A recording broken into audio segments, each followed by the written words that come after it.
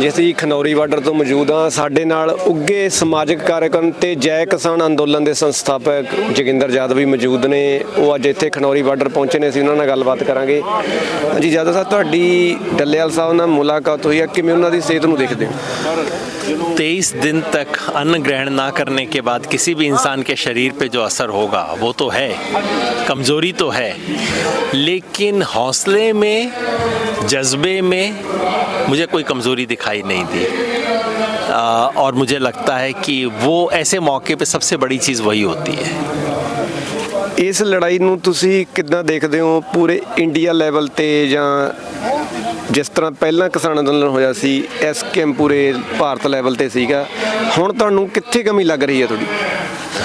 देखिए, ये जिस मांग को लेके ये मोर्चा है, ये मांग सिर्फ एक BKU की मांग नहीं है, सिर्फ इस मोर्चे की मांग नहीं है, सिर्फ पंजाब की मांग नहीं है, पूरे देश के किसान की मांग है। दो मांग है, MSP को कानूनी गारंटी दो और किसान को कर्जे से मुक्त करवाओ। इस देश तमिलनाडु का किसान भी यही कह रहा है, महाराष्ट्र का किसान भी यही कहता है, बंगाल का किसान भी यही कहता है, पंजाब का किसान भी ये कहता है। तो जब मांग एक है तो किसान एक क्यों नहीं हो सकते?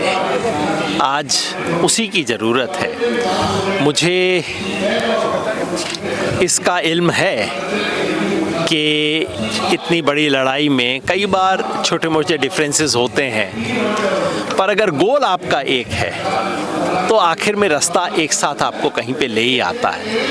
आज चंडीगढ़ में संयुक्त किसान मोर्चा की मीटिंग हो रही है, जहां वो सब आज गवर्नर को एक ज्ञापन भी देने वाले हैं मोर्चे की मांग के समर्थन में, और 23 तारीख को पूरे देश में इसके समर्थन में प्रोग्राम होंगे, उसकी घोषणा हो गई है।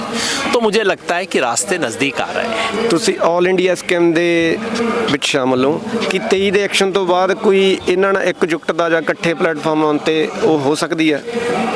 देखिए, मैं 2 साल पहले तक SKM की सेंट्रल कमेटी में था, डल्लेवाल जी भी थे, हम दोनों एक साथ थे, पूरे मोर्चे 13 महीने हम दोनों ने एक साथ काम किया।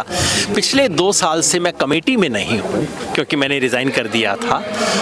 खबर रहती है मेरा संगठन शामिल है पूरे आंदोलन में, जय किसान आंदोलन। मैं खुद कमेटी में नहीं हूँ, तो कमेटी की तरफ से मैं कुछ बात करूँ ठीक नहीं होगा, वो कमेटी के मेंबरान से आप पूछें। मैं सिर्फ एक किसान संगठन के साथियों के बतौर इतना कह सकता हूँ, इतनी उम्मीद जता सकता हूँ कि ये रास्ते नज़दीक आ रहे हैं और जल्दी आने चाहिए। ਇਹ ਜਿਹੜੇ ਨਿਊ ਡਰਾਫਟ ਪਾਲਿਸੀ ਆਈ ਆ, ਇਹਨੂੰ ਤੁਸੀਂ ਕਿੱਦਾਂ ਦੇਖਦੇ ਹੋ ਤੇ ਕਿਸਾਨ ਦੇ ਲਈ ਇਹਦੇ ਕੀ ਨੁਕਸਾਨ ਹੋ ਸਕਦੇ ਨੇ ਜੋ ਨਵੀਂ ਸਟੇਟ ਡਰਾਫਟ ਪਾਲਿਸੀ? ये जो 25 नवंबर को भारत सरकार ने रिलीज़ की है, कहने को है national policy on agriculture marketing, मगर वो क्या कहती है पॉलिसी? पहली बात, एग्रीकल्चर मार्केटिंग इस देश में राज्यों का विषय है, केंद्र सरकार का विषय नहीं है। भारत का संविधान कहता है कि ये स्टेट सब्जेक्ट है। फिर सरकार बना क्यों रही है पॉलिसी उसके ऊपर? पॉलिसी में लिखते हैं कि स्टेट भी अपनी पॉलिसी बना सकते हैं, लेकिन उनकी पॉलिसी नेशनल पॉलिसी के मुताबिक होनी चाहिए। अरे हक उनका है, तुम पहले तो तुम्हें बोलना कुछ नहीं चाहिए, बोल रहे हो तो कह रहे हो कि दूसरे को तुम्हारी बात माननी पड़ेगी। भाई जिसका घर है उसको बता रहे हो कि तू मेरे हिसाब से रहे, ये कोई तरीका है?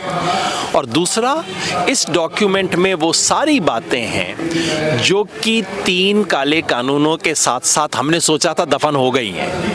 प्राइवेट मंडी, कॉन्ट्रैक्ट फार्मिंग, गोदामों को मंडी की तरह ट्रीट करना, मंडी के बाहर ट्रांजैक्शन करना, सारे वही चीज़ें हैं। मतलब जो कहते हैं ना कुत्ते की दुम, जितने भी नली में रख लो, बाहर करते ही टेढ़ी हो जाएगी, बिल्कुल वैसी की वैसी दोबारा है।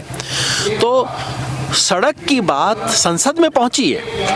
कल संसद की कमेटी ने, संसद पहली बार मेरे ख्याल से किसी पार्लियामेंट्री कमेटी ने रिपोर्ट दे के साफ साफ कहा है कि MSP को लीगल गारंटी मिलनी चाहिए, इसको किसान मोर्चे की जीत के रूप में देखना चाहिए। लेकिन सरकार तक नहीं पहुंची है, सरकार के कान पे अभी भी कुछ नहीं पहुंची है। जिस सरकार को 750 किसान शहीद करने के बाद कुछ फर्क नहीं पड़ा, उस सरकार से क्या उम्मीद की जाए?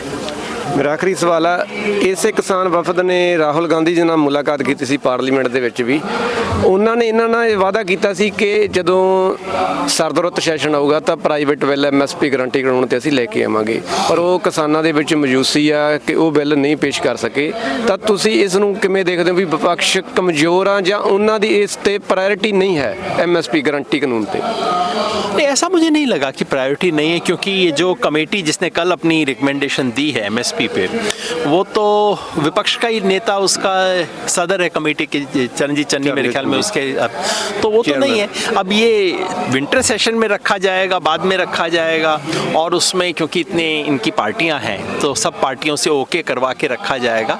मुझे नहीं लगता कि विपक्ष को इस टाइम प्रॉब्लम है। प्रॉब्लम ये है कि जो सरकार है उसका मन बिल्कुल नहीं है, मतलब वो तो आप इस तरफ जाना चाह रहे हो, सरकार इस तरफ जाना चाह रही है, आज ये हालत है।